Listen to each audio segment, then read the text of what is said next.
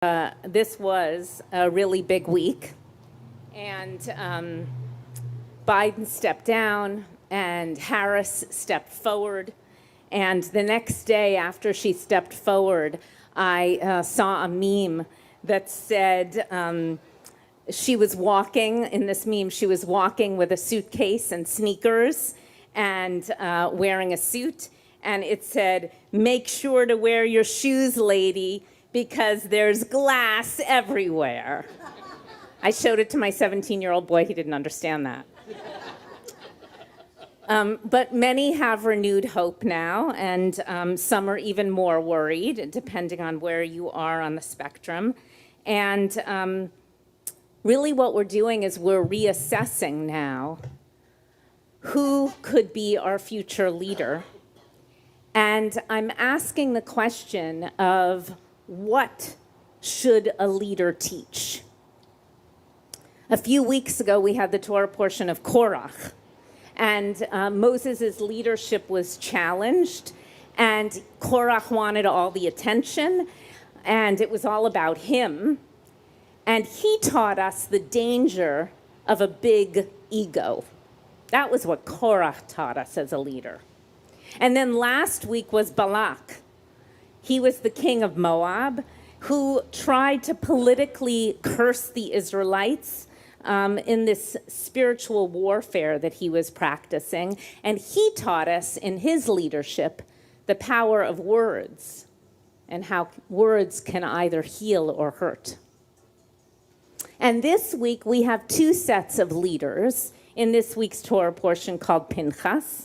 The first is Pinchas, and the second is Zelophehad's daughters. Pinchas actually already has power.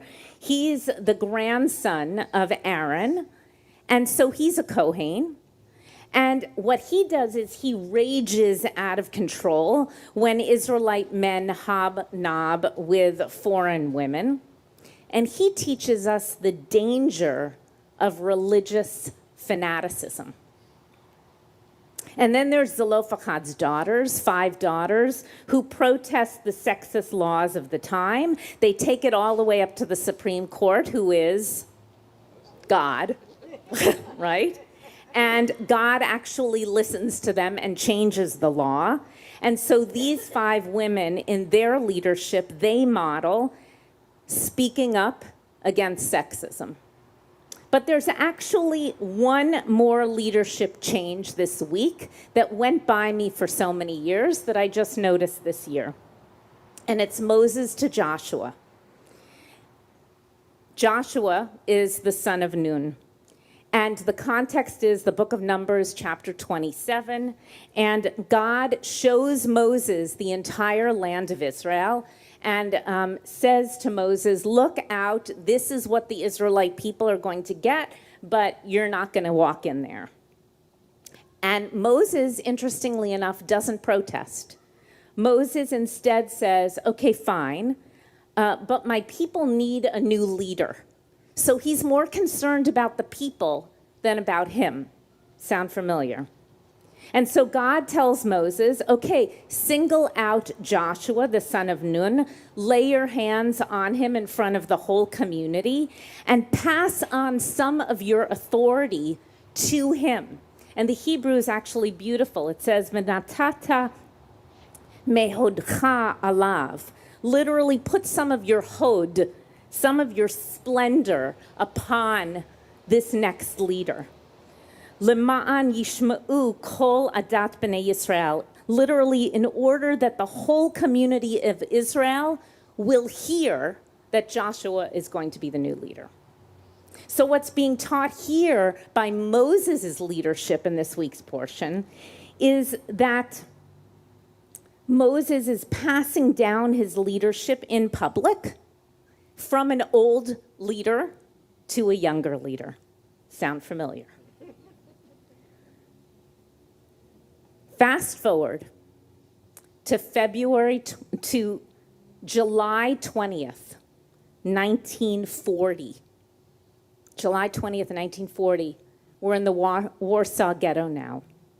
We're with Rabbi Kalimos Kalmas Shapiro. He's the rabbi of the Warsaw Ghetto. And he asks the same question. What does it mean to be a leader, and how should leaders lead? And I imagine his community is asking him the same questions. Why? Why is God doing this to us in the Warsaw Ghetto?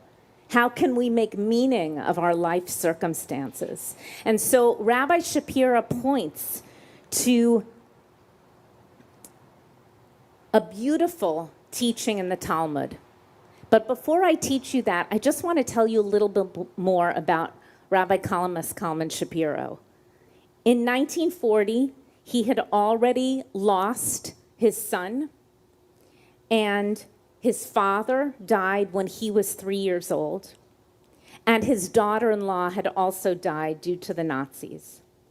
And he's giving this sermon that I'm about to give you a snippet of 10 months before he then gets taken to Treblinka, and eventually he's killed in Sobibor. By the way, the reason why we have this sermon is because, do you remember the movie that Roberta Grossman and Sophie Sartain did? It's called, I forget. Who Will Write Our History, right? Who will write our history. And a bunch of Jews in the Warsaw Ghetto, they wrote all their history, and they put it in milk jugs, and they dug it underground, and they hid it. And so all of Kalamos Kalman Shapiro's sermons from that time have been preserved, along with the other documents as well. Okay, so 10 months before he gets sent to the camps, this is what he writes. He quotes Brachot 28b in the Talmud, and the story is Rabbi Eliezer is about to die, and his students are asking him, we know that we're going to take over being leaders because you're going to be dead. How do we lead? And Rabbi Eliezer says, I have 4 suggestions. Honor your colleagues. Keep your children from rationalizing. Send your children to study Torah. And know before whom you pray. Okay, they all make sense except the second one. What does it mean, keep your children from rationalizing? And that's what Rabbi Kalamos Kalman Shapiro focuses in on. And he teaches that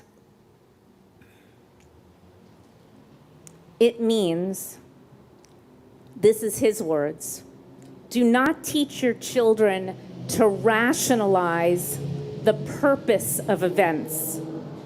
If you do not prevent them from pursuing this kind of reasoning, then you cannot be sure that they will remain Torah scholars or that they will be able to withstand hardships.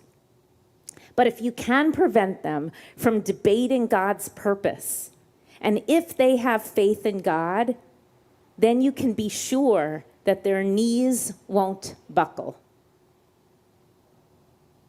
So I read this at first with my chavruta, and I was like, no, I don't like this. One of the things I'm proud of about being Jewish is that we argue with God, that we argue with texts, that we always debate. But then actually, as we studied more together and as we talked it through, I thought to myself that the people in the ghetto, they were probably asking these questions too. And in the end, there really isn't any answer, right? There really isn't any answer to why God does whatever God does. And I'm actually wary of believing anyone who says that there are answers. And so in the end, I had to admit to her, to my chavruta, that it seems like we either take a leap of faith that ends up leading to action, like Heschel teaches, or we walk through the world saying that everything is random and there's no logic to anything and life is purposeless. And so that's where we are, folks. We are at the moment in American Jewish history where our future leadership does matter. It matters. And the question is, do we want to choose a leader like Korach and Pinchas, who's all about their ego? Do we want to choose a leader like Zelophehad's daughters who will stand up to injustice and sexism? Do we want to praise a leader like Moses who knew when it was time to leave? Do we want to emulate Rabbi Elazar, who urges us to look toward our tradition and ground ourselves in our values? And do we want to sit with Rabbi Kalimos Kalman Shapira, who admits in all humility that we can't know God's ways, and that having faith is maybe the greatest act of courage we can actually do? So the decision is in our hands. Or really, I should say, the decision is going to be in the ballot box. Good luck to all of us.